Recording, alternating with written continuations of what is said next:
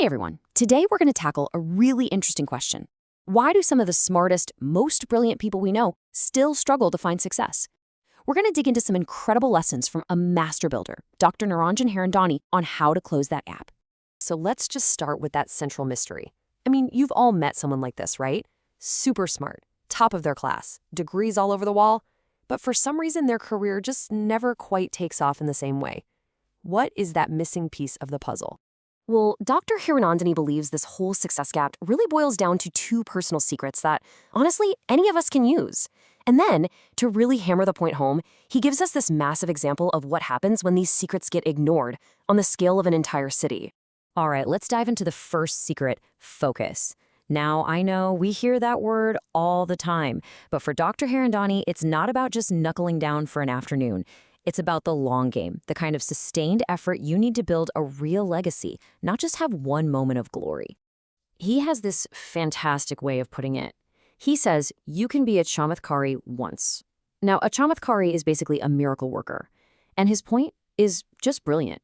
Anyone can get lucky and pull off a miracle one time. But to build a career that lasts for decades, you need something way more reliable than just a little bit of magic. So what is that something more? Well, it's this. This is his 4-part recipe for what real focus looks like. It's not about being flashy. It's about having stamina. You've got to be persistent with your goals, consistent with your quality, regular in your day-to-day efforts, and you have to be perseverant when things get tough. That's the engine that drives long-term success. Okay, on to secret number 2. If focus is the engine, then learning, well, that's the fuel. And what's really key here is understanding that learning opportunities and even mentors can pop up from the most unexpected places. So here's a story. Early in his career, Dr. Harandani noticed a competitor who was selling apartments for 40 rupees more per square foot. Now, that was a huge difference back then. And why? Simple. The quality was just better. The lobbies were grander, the finish was superior. That number right there, that represents a powerful lesson in value. And this is the magic trick. He didn't get bitter or jealous. He got curious. He started studying that competitor's buildings, his designs, his entire approach. He basically reverse engineered what made him so successful. It's such a masterclass in learning, right? You don't have to ask permission to learn from somebody. Now, that's a great story about learning when you're just starting out. But this next example, wow, it takes this whole idea to another level and really shows that true learning has absolutely no age limit. This story is just incredible. Okay, so you have Dr. Hiranandani's father, an 80-year-old living legend in surgery, a national award winner. And on the other side, you have his own former student, Dr. Pester. At 80 years old, his father packed his bags, flew to Germany, and went to learn a brand new surgical technique from the very man he had once taught. Think about the humility in that.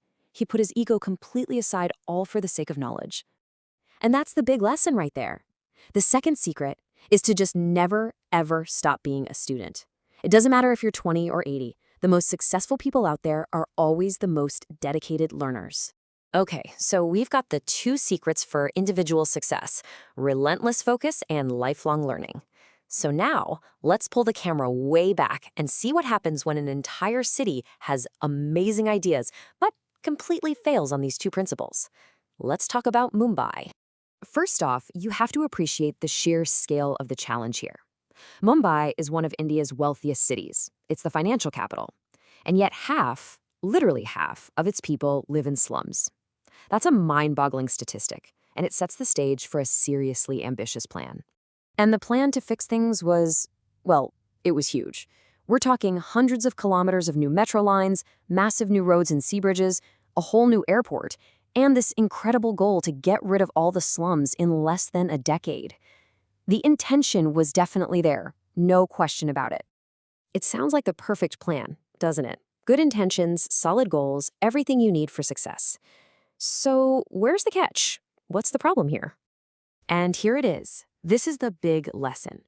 The huge billion-dollar gap that exists between having a plan and actually getting a result.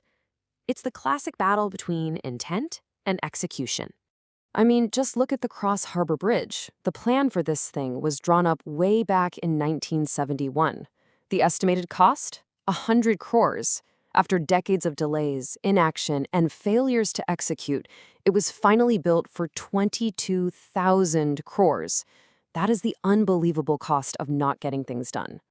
And this wasn't just a one-off problem. It was a pattern. 65 years passed with basically no expansion of the metro system. It took 45 years to go from forming a committee for a second airport to actually launching it.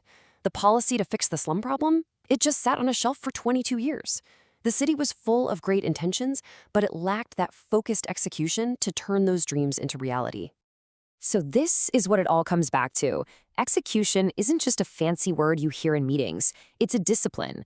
It's that persistent, consistent, regular, and perseverant action we were talking about right at the beginning. It is the only bridge that will ever get you from a goal to an actual accomplishment. So let's bring this massive lesson all the way back down to you. Because the story of Mumbai, it's not really about a city. It's a metaphor for any big project, any career, or any personal goal you might have. So here's the bottom line. Having a good idea is great. Having the right intention is important. But none of it means anything without the discipline to actually follow through. Success is a verb. It's something you do, not just something you think about.